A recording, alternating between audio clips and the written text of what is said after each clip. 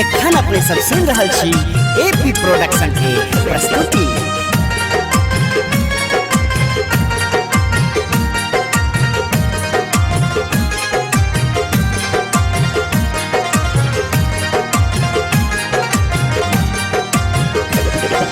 फरक रहल पपनी फरक रहल पपनी चमक रहल अखिया पिया मोरा औता से लाग रहल सखिया पिया मोरा औता से लाग रहल सखिया फरक रहल पपनी हो फरक रहल पपनी फरक रहल पपनी चमक रहल अखिया पिया मोरा औता से लाग रहल सखिया पिया मोरा औता से लाग रहल सखिया।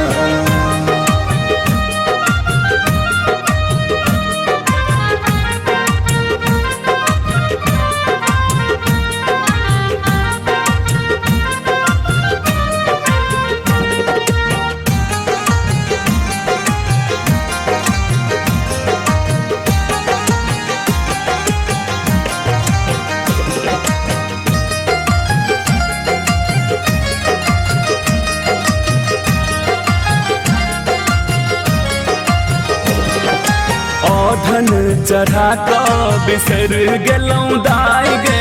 औधन चढ़ा क बिसर गेलौं दाय गे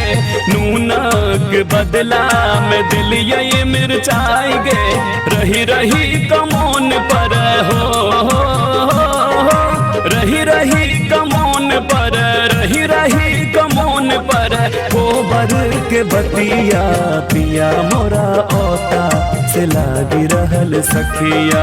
पिया मोरा औता से लाग रहल सखिया।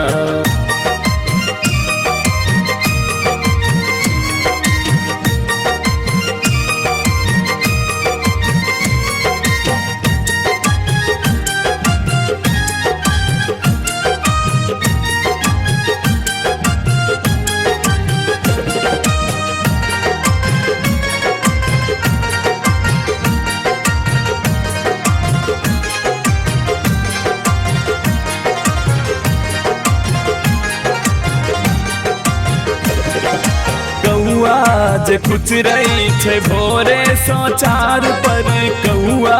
जे कुछ रही छे भोरे सो चार पर तितली उड़ी उड़ी क बैसई कपार पर लोहरा के भाती सन हो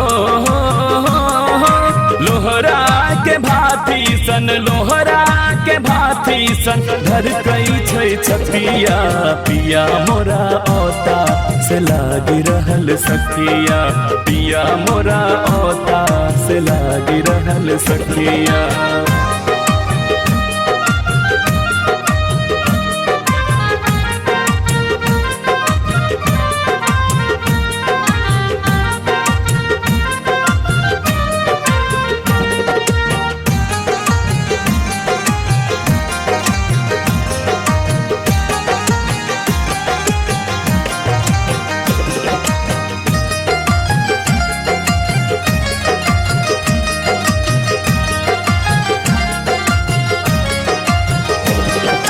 सोलह श्रृंगार हम आई सजीले बई सोलह श्रृंगार हम